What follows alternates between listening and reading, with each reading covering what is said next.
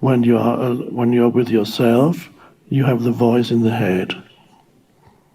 Unless you begin to awaken, in which case you're able to experience spaces of alert, still presence. It's beautiful. But otherwise, you have this thing, commenting, talking, arguing.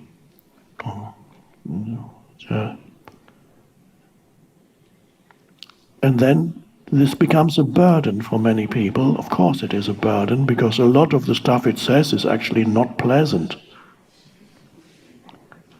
And so you experience it as a burden, and since you derive your sense of identity from it, it becomes yourself. This talking voice, you think that's you. It becomes the self. And you walk around with this burden of the self. And in order to unburden yourself, one thing you can do, you think you can do, is you can watch the television, or you can go on to watch. There are countless things that you can watch on the little screen. The entire world's knowledge at your fingertips. And the moment you watch the screen, whether it's television or whatever screen, you might have noticed that your so-called own thought processes come to a stop. So to some extent, you're free of the self. This is why people sometimes find watching television relaxing. Say, okay, I just need to relax now, let's turn it on. By this they mean, while they watch the television screen, they are not burdened by their self-induced thought processes. What they do, however, they replace their own thoughts with the collective thoughts. So you're not in a state of thoughtless awareness when you watch television or you watch something on the screen. You absorb the thoughts from there into your mind, and you link into.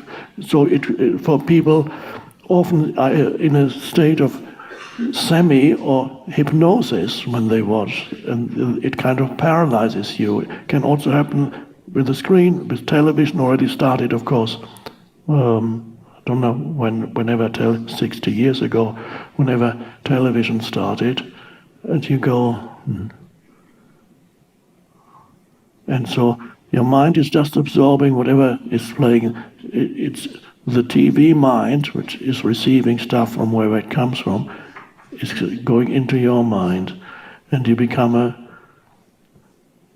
no longer thinking your own thoughts. Occasionally your mind, you say, oh, this guy is so stupid, and then you're watching again.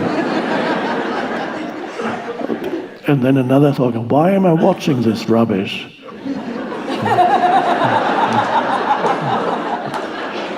Half an hour later, this is so awful. But you can't turn it off. Here's the remote.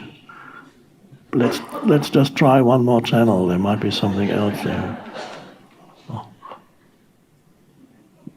Oh no, that's stupid.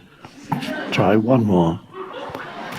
This is how an addict behaves, and the device is even more addictive because you carry them with you, and you may have to admit that there is an addiction in you. Not everybody here, but quite a few. It would be almost normal to feel this draw towards it, and you use it even when you don't need to use it. That's the amazing thing.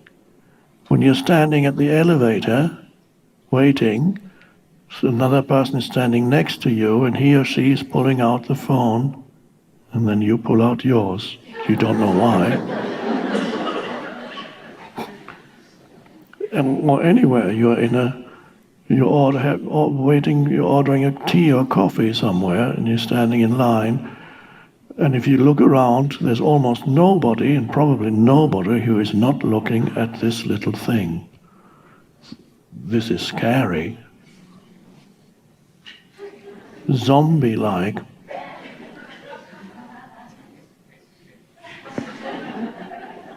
Now, if somebody from the past, the so-called past, a time traveler from the past came here, and even not the distant past, let's just say even 20 years ago, and he arrived and would see in the streets, in restaurants, in cafes, everywhere, in public transport, people are walking around with these things, staring at these things. Say, what's happened? Something has happened to humanity. We've all become zombies. Something terrible must have happened. What was that? These are wonderful devices, the incredible possibilities of having access to all kinds of knowledge, but there's always the downside. There's a huge, huge downside to it. They are addictive. They stimulate the mind. The thing you want to become free from, you want to become free of mind, and this will prevent you from becoming free of mind. So as you need to be disciplined enough to not automatically look at it whenever there's a moment and you're waiting for something or whatever it is, and there's no need to check these things. I don't even know what they are, but I just know that Facebook is the biggest thing, and then there's Instagram and Snapchat and countless names, and some people have all of them on their phones, and you need to know the latest thing. Crazy. So, but if you detect the addiction in yourself, then you have to first of all admit that you are addicted. Don't deny it. You know Alcoholics Anonymous? The first thing when you go there, you have to say, I am an alcoholic. Now, some people say, well, that's not a good thing because your identity is not being an alcoholic. Of course not. So it could be misunderstood. But your nature is not being an alcoholic. It is your present condition is that. But to recognize the problem, the difficulty, the challenge is just you stated. Yes, I'm addicted to this phone, and I choose not to be addicted.